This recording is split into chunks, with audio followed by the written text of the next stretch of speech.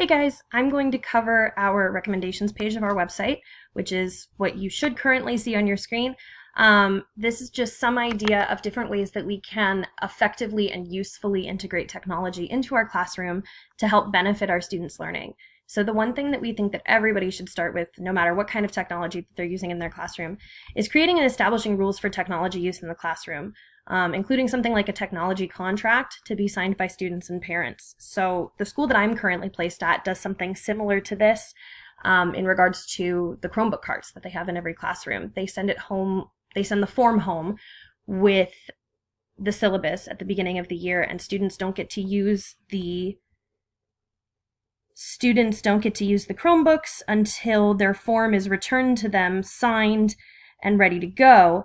And it basically says, in a nutshell, I won't wreck your computer, I won't pull the keys off the keyboard, I will use it for school-related things, but it gives them an idea from the beginning of the semester that this is specifically for educational use, and it gives parents that idea too.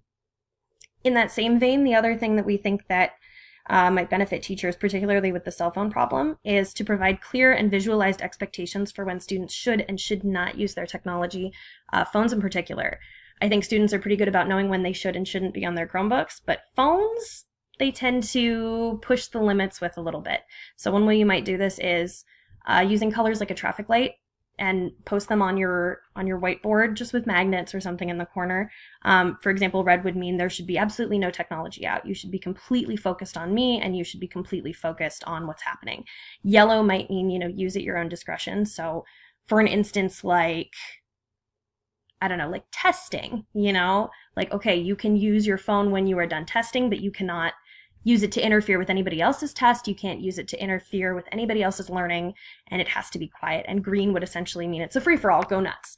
Another thing that I think is really useful is to try implementing the use of a website like Nearpod or Pear Deck.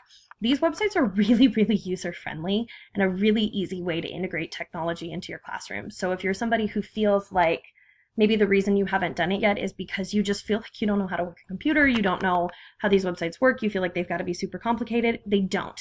And these two websites are websites that are great about being user-friendly and walking you completely through every single one of the steps from A to Z. Another thing that you might do is to try using technology as a study game. So websites like Quizlet and Kahoot are great for this. It's also great for student engagement.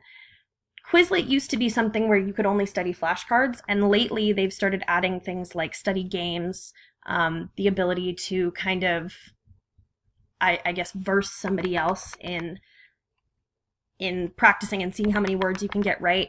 It might be a great opportunity to kind of get students to work together, but also implement some technology.